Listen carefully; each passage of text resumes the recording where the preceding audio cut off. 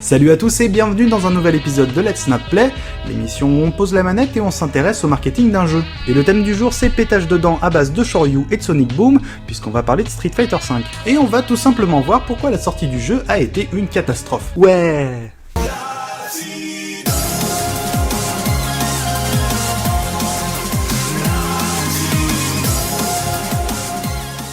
Sorti le 16 février 2016 dans nos contrées, après de nombreuses phases de bêta privée, Street Fighter V est évidemment un jeu de combat, édité et développé par Capcom sous l'égide du fameux Yoshiro Ono et dirigé par Takayuki Nakayama.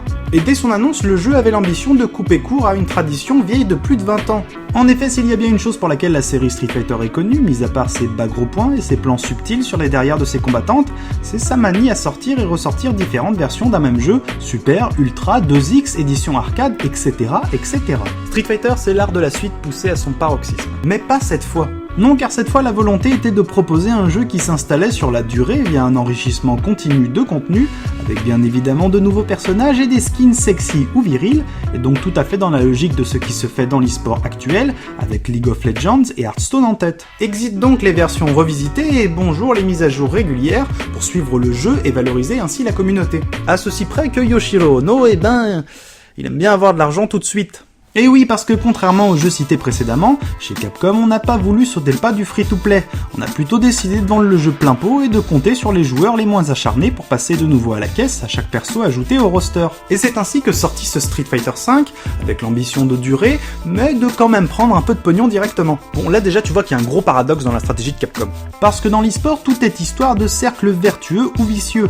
Plus il y a de monde qui joue, plus il y a de monde qui stream, plus il y a de monde qui regarde, et plus il y a de monde qui a envie de jouer. Ou alors, moins il y a de monde qui joue, moins il y a de monde qui stream, moins il y a de monde qui regarde, et moins il y a de monde qui a envie de jouer. Mind blow. Ainsi l'idée de faire péter le frein à l'accès au jeu, en mettant un prix assez faible, voire pas de prix du tout pour attirer un max de monde, et ensuite de farcir le jeu de microtransactions en espérant que certaines personnes cassent la tirelire, ne sachant décidément pas résister à la joie d'exhiber leur argent via une tenue affriolante pour leur avatar favori. Des gens qu'on appelle dans le jargon marketing des baleines, et oui, c'est aussi flatteur que ça en a l'air. Et c'est de cette manière qu'un jeu peut vivre longtemps, parce que par son contenu, c'est-à-dire son gameplay et ses features, mais aussi par sa manière d'être monétisé, tout est fait pour que la magie opère sur le long terme, et que les revenus suivent cette tendance. Et ça va tout à fait dans le sens de l'e-sport puisque c'est une pratique qui se fait elle aussi dans la durée. Et c'est là que la stratégie de Capcom avec ce Street Fighter V me dérange un peu. Comment s'imposer sur la scène e-sport avec un jeu qui a déjà un gameplay de niche, mais en plus en le proposant à 60 balles tout en affirmant qu'il y aura du contenu payant qui sera ajouté tout au long de l'année, ce contenu englobant autant des éléments de gameplay que des éléments de personnalisation. C'est ce qui s'appelle vouloir le beurre et l'argent du beurre, et le cul de la crémière. Parce que les mecs ils avaient tellement la dalle qu'ils ont sorti leur jeu 6 mois trop tôt. Car en plus de vendre un jeu taillé pour l'e-sport à plein tarif, ce qui est déjà pas bien lumineux en soi, les gars de Capcom n'ont pas trouvé mieux que de sortir un jeu dont le contenu est comparable à un pauvre Early Access. C'est bien simple, les seules choses qu'on pouvait faire à la sortie du jeu, c'était les matchs en ligne ou hors ligne, l'entraînement, un pauvre mode histoire dégueulasse et un mode survie à chier. Même pas de mode arcade. Et encore, c'est pas si grave en soi. Mais même pas de mode défi pour apprendre les coups et les combos de tes persos. Le 16 février, pour 60€, vous aviez un jeu qui était tout simplement vide de contenu solo, le mode histoire se terminant en une grosseur. Ne restait alors plus que le mode en ligne si vous n'aviez personne sous la main pour jouer avec vous. Mais c'était sans compter le grand talent de Capcom pour gérer un mode online. Serveur pété, déconnexion intempestive, des points gagnés ou perdus qui n'étaient pas comptabilisés, aucun moyen de lutter contre les rage quits, bref, une espèce d'immense bassine de semoule dans laquelle chacun des possesseur du jeu aura eu la joie de pédaler. Et tout cela combiné a fait que ce Street Fighter V s'est complètement planté commercialement. Le jeu s'est moins vendu que Pokken. À la fin du mois de mars, le jeu ne s'était même pas écoulé à 300 000 exemplaires aux États-Unis, un four monumental. En fait, avec ce fiasco, ce que je vois, c'est que Capcom n'avait pas compris les facteurs clés de succès de son marché. Les facteurs clés de succès, une théorie développée par des gus de chez McKinsey, une putain de boîte de consultants, désigne les points stratégiques sur lesquels une entreprise ne peut pas faire l'impasse avant de s'attaquer à un marché pour y exister et y réussir. Facteurs clés de succès. Oh oui, ça carbure chez McKinsey. Et après une petite étude interne, voilà les facteurs clés de succès sur le marché de l'e-sport.